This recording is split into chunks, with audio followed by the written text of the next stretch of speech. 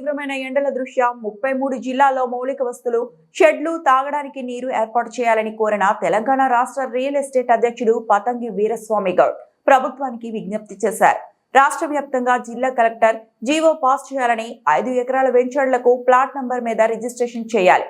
LRS సమస్యలు తీవ్రంగా లేకుండా చేయాలి. వెంచర్లలో 10,000 కట్టిన ప్లాట్లకు ఎల్ఆర్సీ అమలు చేయాలి. 33 జిల్లాల్లో సబ్ రిజిస్టర్ కార్యాలయాలు, సొంత భవనాలు ఏర్పాటు చేయాలి. ఈ స్కానింగ్ విధానాన్ని రద్దు చేయాలి. పాత పద్ధతిలోనే రిజిస్ట్రేషన్లు జరగాలి.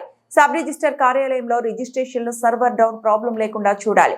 బాండ్ పేపర్లు కొరత ఏర్పడింది. బాండ్ పేపర్లు కొరత లేకుండా 33 జిల్లాల్లో జిల్లా కలెక్టర్ చర్య తీసుకోవాలి. ప్రజలకు ఎలాంటి అసౌకర్యం కలగకుండా రిజిస్ట్రేషన్లు సక్రమంగా జరిగేలాగా, ఎలాంటి అవినీతి జరగకుండా రిజిస్ట్రేషన్లు జరగాలి అని ప్రభుత్వాన్ని కోరడం జరిగింది.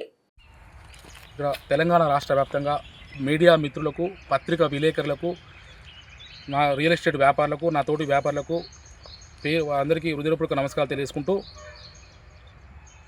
శ్రీరామనవమి శుభాకాంక్షలు తెలియజేసుకుంటూ,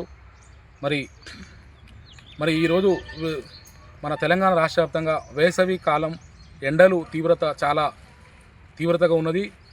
మరి ప్రతి 33 జిల్లాల నుంచి వచ్చినటువంటి సబ్ రిజిస్టర్ కార్యాలయాలకు వచ్చినటువంటి మన ప్రజలు, రైతులు, రియల్ ఎస్టేట్ వ్యాపారులు, ఎంతోమంది ఉద్యోగులు, కార్మికులు, ఎంతోమంది రిజిస్ట్రేషన్ కొరకు సుదీర్ఘ ప్రాంతాల్లో ఉన్నటువంటి వచ్చినటువంటి సబ్ రిజిస్టర్ కార్యాలయాలకు మౌలిక వసతులు, తాగడానికి నీళ్లు, మరుగుదొడ్లు, మరి అవన్నీ కూడా ప్రతి జిల్లాలో ఉన్నటువంటి జిల్లా కలెక్టర్లు మరి ఒక ప్రత్యేకమైనటువంటి జిల్లాలకు సబ్ రిజిస్టర్ కార్యాలయాలకు జీవో పాస్ చేసి వారికి ప్రజలకు ఎలాంటి అసౌకర్యాలు కలగకుండా ఈ రాష్ట్ర ప్రభుత్వం కఠినమైనటువంటి చర్యలు తీసుకుంటూ సబ్ రిజిస్టర్ కార్యాలయంలో రిజిస్ట్రేషన్లో కూడా ఎలాంటి జాప్యం జరగకుండా, సిబ్బంది కొరత కూడా చాలా తక్కువగా ఉన్నది.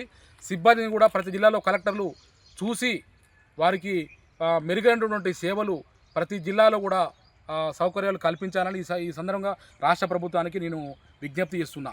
అదే మాదిరిగా మరి వెంచర్లు వేసినటువంటి సామాన్య 2 సంవత్సరాల నుంచి వెంచర్లు ప్రజలు వేయలేక చాలామంది ఇబ్బంది పడుతున్నారు. ఒక ప్రత్యేకమైనటువంటి జీవో తీసుకురావాలని సందర్భంగా రాష్ట్ర ప్రభుత్వం తెలియజేసుకుంటున్నా.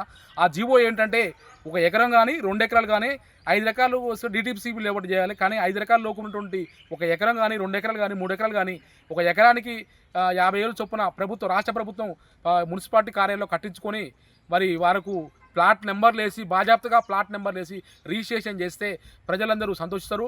లక్షలాది మంది రియల్ ఎస్టేట్ వ్యాపారం జీవనం కొనసాగిస్తున్నటువంటి వారు ఈరోజు రిజిస్ట్రేషన్లు, వెంచర్లు జీవనోపాధి కోల్పోయి వాళ్ళు ఇబ్బంది పడుతున్నారు.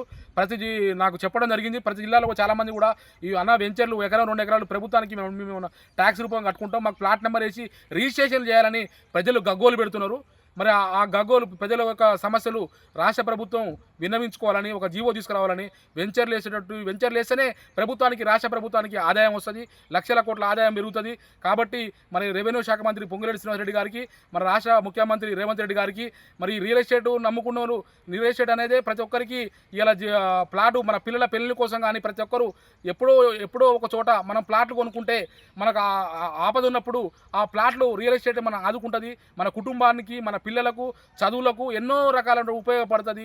కాబట్టి మరి ప్రతి జిల్లాలో కూడా కొన్ని డెవలప్మెంట్ ఆఫీసులు కానీ, మెడికల్ కాలేజ్ కానీ, కొన్ని ఇండస్ట్రియల్ పార్కులు కానీ, ప్రతి జిల్లా చెరువులో చుట్టూ గ్రీన్ పార్కులు కానివ్వండి, రింగ్ రోడ్లు కానివ్వండి, అదే మాదిరిగా మన బఫర్ జోన్ ఎఫ్టీఎల్ అనేది గతంలో 100 మీటర్లు, ఇప్పుడు 30 మీటర్లు పెట్టిర్రు. అది ఇప్పుడు 100 మీటర్లు పెట్టడం వల్ల 100 మీటర్లు అంటే సుమారు 1/2 కిలోమీటర్ పెడితే వాడు ఆ ప్లాట్లు కొనుక్కోలేని పరిస్థితి కూడా ఈ రాష్ట్ర ప్రభుత్వం తీసుకొచ్చింది.